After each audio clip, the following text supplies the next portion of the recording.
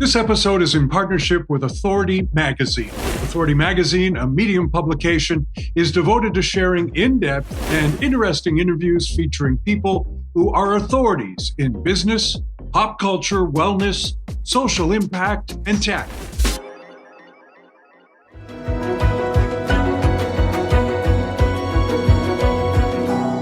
Talk about a lifetime of fulfillment. Ron Chapman's travels have taken him from music to advertising to film, and his passion never ceases. In youthful Toronto days, I'm talking about myself there, Chapman owned the folky club Egertons, which then morphed along with musical taste to become The Edge, which hosted bands like the young members of the Police. After creating his own ad agency, Ron went on to do a number of films, many with a strong social message. Ron, welcome to Believe in People. Great to be here. Thanks so much for the invite, Amy. Well, Ron, you started out. Okay, I'm gonna give you this long list here as a reminder. You started out as a musician, then an artist manager, a record producer, a club owner, a concert promoter. You had an advertising agency, now a film production company where you produce and direct documentaries, all creative endeavors. Where did you get your creativity from, and/or what motivated you to do this? It's a good question. Where did I get my creativity from? I'm not sure. I loved music from an early age. Like when I was a little kid, 5, 6, 7, I used to go to sleep with the radio on and I played records, and I always loved music. My mom bought a guitar when I was about 11 years old, and I stole it from her and learned how to play. And then after I figured out how guitar worked, I taught myself piano from guitar, and fell in with a bunch of near-do-goods who loved music and started playing music and hanging out at night and hanging out at studios in my early teens, and saw the recording process and how studios worked. And the recording process, and I was pretty passionate about music, and I think I saw myself. I was hoping back in my early years that I'd end up as a professional musician, but I did realize at some point that I wasn't going to be that musician because I really wasn't.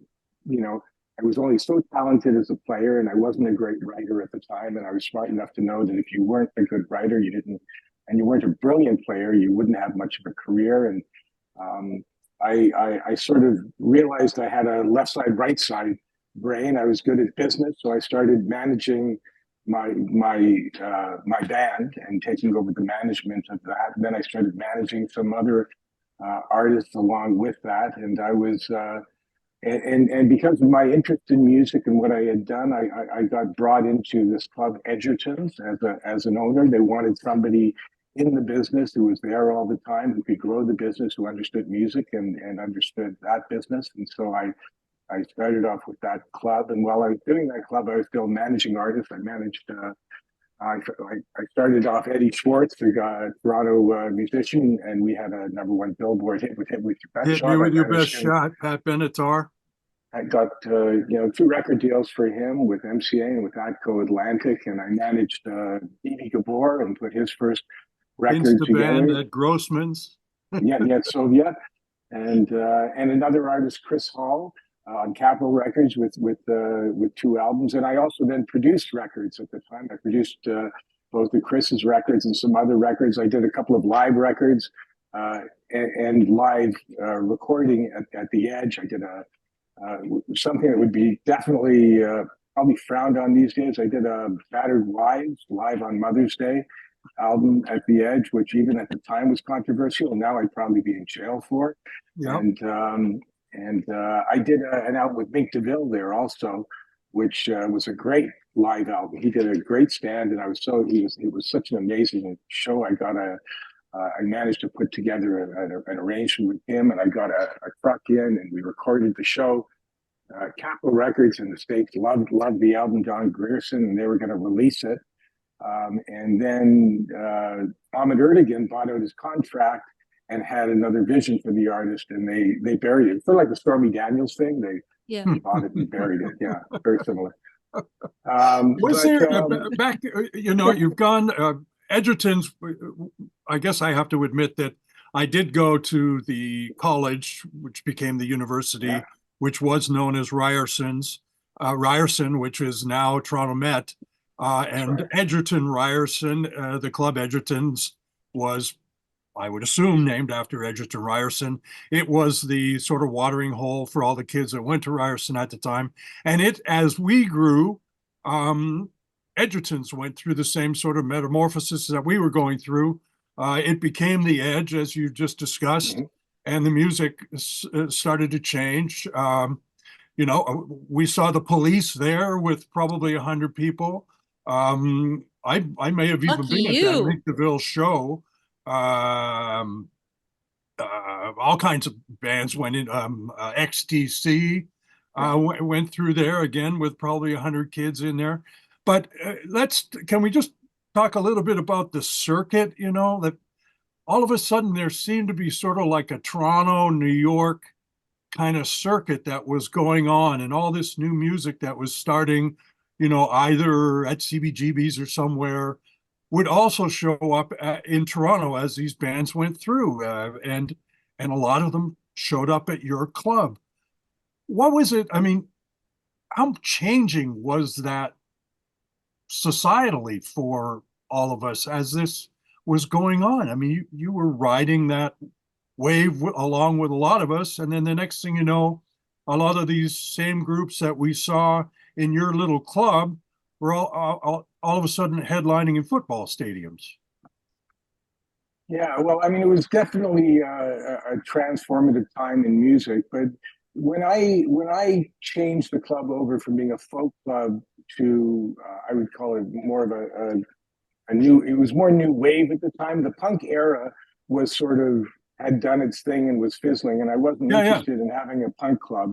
But new wave was really starting to come up, and new wave was just sort of another word for great music, great pop music, in a way that incorporated some of the elements that punk brought forth, some of that you know uh, um, excitement and energy and spontaneity that happened, that off the floor kind of recording thing, and as well as performances where things happened other than just people playing the same song again and again and again.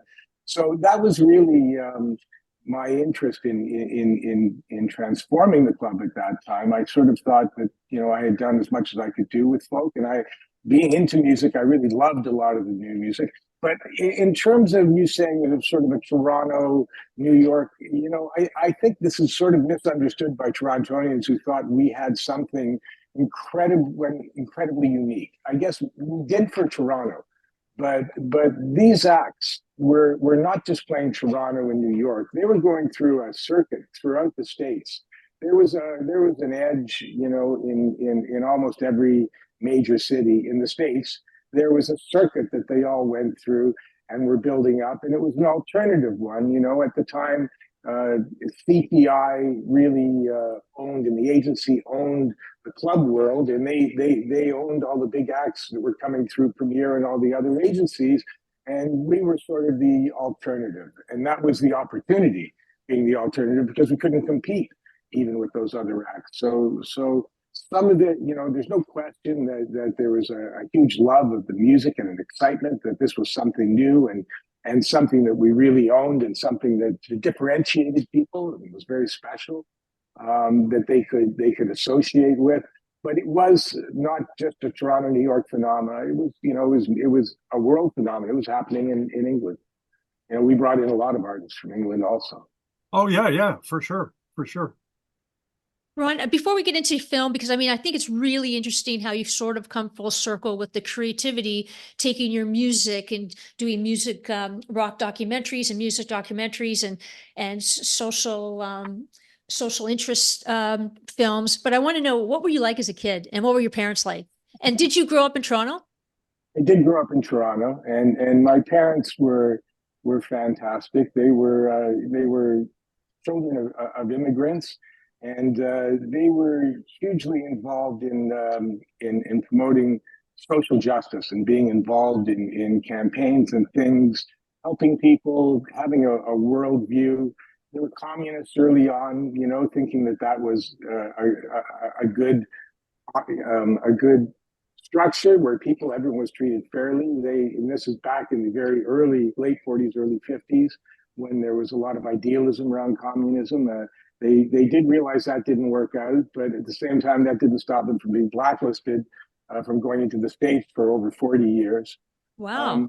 But they were hugely involved, and so I was a voracious reader. I loved newspapers. I'd read like 2 newspapers a day. I read books. I was interested in social and political issues from a very young age, and I was very active. So that my mother also, actually, interesting enough, was a member of a band called the Travelers, which was an early folk group that actually was quite big at one point. And when I actually toured very early with her. She was pregnant with me when she did a cross Canada tour with the Travelers. So I actually played on stages across Canada in the womb. And I think that could have, been something. But your percussion. No, but in truth, I mean, she was in a group. They were singing music. I was part of that in a way, and I'm sure that somehow, it did something. It ingrained something in me. I loved music. In terms of the film part, I always loved television. I love movies, but that's like everybody. I never went to school. I dropped out, just when I was a little past 16, and I moved downtown and sort of played in bands and did that. And after about a year, I picked up and I went to Europe for a year and a half, and I bussed around Europe and just got to know other cultures, and that was incredibly informative. Also, I think probably one of the best things I ever did as a youth was dropping out because school wasn't the right place, and heading out into the world and seeing how people lived in Africa or in Europe or in all the different countries, and getting an understanding of those cultures. That was, I think, one of my greatest educations that inspired me. Yeah. Now, has that translated into the work that you've done on film? I mean, you have made rock documentaries, music documentaries, but you've also done documentaries with Indigenous people and the like. And immigrants? Indigenous, the Forbidden Polish Shore, immigrants, From Earth to Sky, Shelter. I mean, really, yeah. Why? They all have political overtones. They all, I don't tell. I mean, other than the rock docs, I look at sort of more of, it's going back to my music roots, and it's more of having a look at the industry. But even in my rock docs, in my film, Who the Fuck Was Arthur Fogel? It's not about the artist. It's not about their whole process, which everybody, has beaten to death. But it's really about the behind the scenes of how the business of touring works. And so that was something that really hadn't been looked at before the way I did in that, and I was lucky enough to be able to, be with U2 on the 360 tour and see how that went. And that, it was more impressive than a military operation in terms of the way they managed that tour. They'd have, a set being built in one town with 1,000 people being torn down at the same time in another town with 500 people, and 64 trucks with another set heading across to the next destination. And every night the show started on time. I mean, it's just phenomenal, when you have a look at what they're able to do in that business. And my recent one, Revival 69, which talks about, one of the most important moments in rock history that happened here in Canada that nobody in Canada knows about, like so many things. So, and the Fogel one is also about a Canadian that nobody knew about. So I'm also, as I think you are, very proud Canadian, and I think this country's done some wonderful things. There's been wonderful people exported out of the country because they, who have left the country probably because it was the only way they could take their skills to the next level and get the opportunity they needed to get. But there are great stories and amazing things that happen here in the country that we should take ownership of also. And you did make a film about Polish immigrants. I did. Well, they were European immigrants, Jewish immigrants, actually.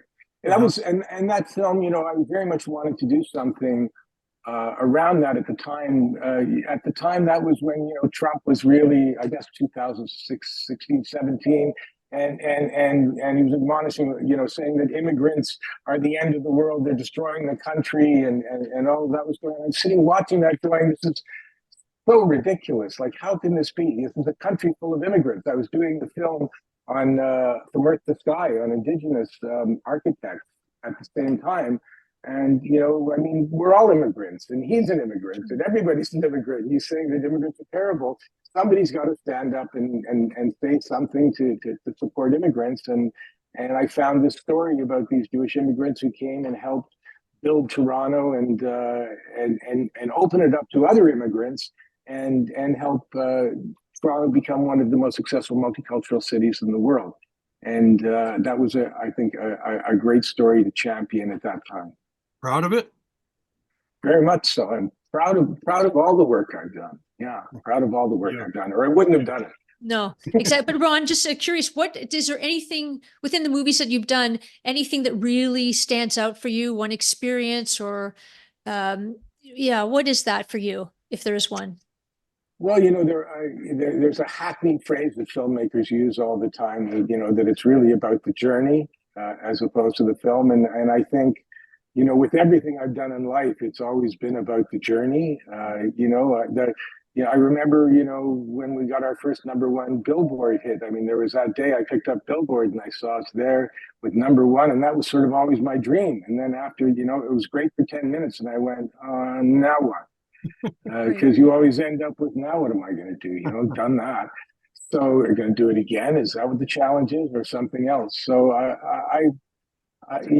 everything, every one of these experiences, has been fantastic in a building experience for me, and I've all felt sort of like a natural evolution from one thing to the other. I mean, people still say to me, "What are you going to do when you grow up?" Because you keep doing new things, and I think I don't know. I'm just living. I'm pursuing passions. Things are interesting. I want to do them, and that seems to be a good way to live. It's worked for me in that regard. Somewhere in a box down in my root cellar, I have a copy of Live Peace in Toronto in there somewhere. That's been played to death over the years. It's funny, I can't get rid of my records. I just can't. Yeah, and I've moved them. I've moved them from Toronto to Edmonton to Calgary to Montreal to London to here in Chicago. They're still there. Live Peace in Toronto, or Revival, I guess, is your film about all of that. What the heck was going on? How John Lennon showed up there? I actually did a story one time about this library that straddles the border, the Quebec-Vermont border. There's a library there. Derby Line, Vermont is the name of the town in Vermont.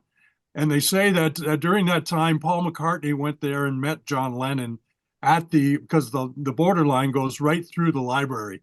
And it's obviously, it's like an urban myth, actually. But those were pretty heady times, and you've managed to actually document that show. Why is it so important? Well, I think that show is important for a variety of reasons, but one of the most obvious is that that was John Lennon's final moment in terms of making his decision that he was ready to leave the Beatles. He was ready to walk away. It was going out and playing live in Toronto and being the front man, being the leader of the band, having his own band with him, and it wasn't the Beatles, and getting that charge and realizing that creatively he could do that himself. He could be out there himself. He didn't need them anymore. He had Yoko, who was an incredible inspiration for him, and I think gave him a lot of confidence to develop and grow as an artist, and the confidence, to go out on his own, to play that show, and to leave the Beatles ultimately. But he came to Toronto, he played that show, he was heard to say when he was going off stage, I got my mojo back, that's it, this is what I'm going to do going forward. He got on a plane, he went back to England, he walked into Apple 2 days later, and he said, that's it, boys, I quit. I'm done. And it was Toronto that was the final, nail in the coffin for the Beatles. And I think that is a seismic moment. I think And the other things that make that concert so iconic and so important is, it was the first time that all those great rockers were on stage together. The first time that you had Dean Vincent and Chuck Berry and Bo Diddley and Little Richard all together on stage at one time in their entire career, and the only time they were ever there. The concert was really meant to introduce them to the kids so they'd understand where their new music of the 60s was coming from. And the promoters thought that was a great opportunity. The kids didn't really agree. And that story is in the film, but it was then bolstered with other acts. The Alice Cooper, who nobody knew, came on. Alice Cooper did his very famous chicken incident, at that concert, which is iconic. It's one of the greatest stories in rock and roll history for a variety of reasons. And the Doors were there. It was one of Jim Morrison's last performances. The Doors came. And then, on a whim, something that could just never happen today, John Lennon said, "Oh, I'll go play." And he put together a band in a day, never played before, biggest rock star in the world, and got on a plane and came to Toronto and played. So, it's an incredibly important event in rock history. It happened here in Toronto. It was overshadowed at the time by Woodstock, which had just happened before that, and overshadowed by Altamont that happened later that year, the horror of Altamont, and the fact that it was in Toronto, like, who pays attention to Toronto back then, the US media. And nobody clearly read your article in the Ryerson or the Eye, Kev, so I guess. And Ron, those are they seem like such romantic days and cool and fun and free. What's missing? So what's, in your opinion, what's missing now in the whole experience of going to that's a difficult question. I'm an old guy now, so I think you have to embrace change always. What's missing? I think it's what's changed. I think if you even though kids today look back at some of the things that happened then, certainly things are just dramatically different. Look, back then. You had a local promoter. You didn't have corporations who were doing world touring. The local promoter was a guy who brought stuff in. He knew what people liked, or he knew what he liked and what he introduced them to. When he was going to do a show, there was no ticket master. You went to your local record store to buy a ticket because that's where the tickets were. And the record store and some handbills was social media. And the guy behind the counter at the record store was your influencer because he knew you and knew what music was coming, recommend what music you play. The record companies, were run by guys who were passionate about music and guided by their gut. They weren't. They hadn't yet been replaced by accountants and lawyers who took over the music business and started just looking at the bottom line in terms of their decision-making process. There were, and there was a kind of hope out there for a world, in the 60s, especially after being able to, they actually felt like they had a point that the kids had a part in ending Vietnam, for instance. I think that was very much something that they were prideful of, and they thought that, at the time that they were going to change the world into a more egalitarian kind of society, a better world where people cared about each other, where money wasn't the main driver, and they proved themselves really wrong because they embraced money and they embraced commerce and all of that, and they walked away from all those ideals, and here we are.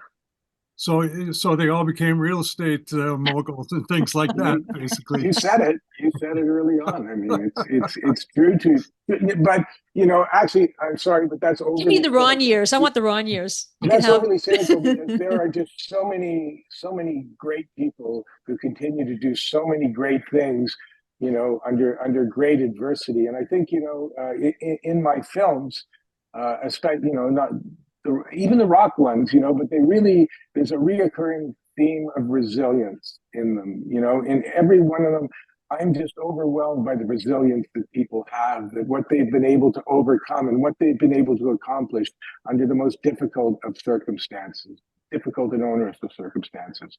So, I still see that in today's world, there are still people who are out there fighting and striving and are ethical and moral and see a vision for a better world, and they're the ones that are going to guide us there, hopefully. Yeah. Well, And as we approach the end of our time, uh, what you just said is probably a pretty good segue because you've lived all this. I mean, we all have, but you lived it, and it is a world that is very unforgiving. I mean, the music business, the film business, the television business, it's a very unforgiving world. But why you make these films, you investigate and invest your time into these people. Why do you believe in people? Well, I mean, I believe in people again because people have proven themselves to stand up under the greatest of adversity, and they shine. I worked with June Callwood, another great Canadian, on a campaign we started called the Campaign Against Child Poverty. I had the honor of working with her for about 7 years, and we made huge advances in Canada in child poverty. But June Callwood was a woman who established something like 55 or 60 different charities, from AIDS to poverty. She dedicated her life to making the world a better place for other people. There are so many examples. There's not a lot of people like her, but there are all kinds of people everywhere that are doing good, trying to do good, that care about other people, that want to make the world a better place. I think those are the kinds of stories that I wanted to do when I finally sold my agency after doing stories for corporations and selling their goods. But also, during that time, I had a fantastic time making commercials, which was a lot of fun, and which was the basis of me having skill sets to go forward and make documentaries. But I wanted to commit myself to doing things that hopefully would be lasting, that people could look at 5 years, 10 years, 20 years, 100 years from now and look back on and get an insight into who we were, what we cared about, and what people were doing to try and make the world a better place. thanks, Ron. Really, thank you so much for your time. Really appreciate it. It's a pleasure. Really, thank you guys so much. I think you've got a fantastic platform, and I think that going out there and putting out something that reminds people of the good that people are doing and the good that people can do, and that empowering people to go out there and do that, because that's ultimately the most important part. People have to not just look, watch, and go, yeah, that's cool. They got to look, watch, and go, what can I do? Yeah. So exactly. Good on you. Thank you very much. Thanks, Ron. Awesome. Thank you. Kevin, the one thing that is interesting to me about Ron is that, and he said, somebody said to him, what are you going to do when you grow up? And the fact is that he's doing exactly what he wants to do, and that's do things that are passion projects and that are creative. And I think that's the message, is to, we sort of grapple as to what we should be doing, but do what you want to be doing, and things will turn out when you do that, surprisingly. So I think that's what resonated most with me. Well, what resonated with me was the fact that 45 years ago, I have reconnected with someone that I thought was so cool 45 years ago, and I'm still doing it, and he's still doing it, and I just think that's great, and I still find that inspiring. And if you found the whole conversation inspiring, which I hope you did, then please subscribe to Believe in People, and let's just keep doing it. Let's rock on. Thanks.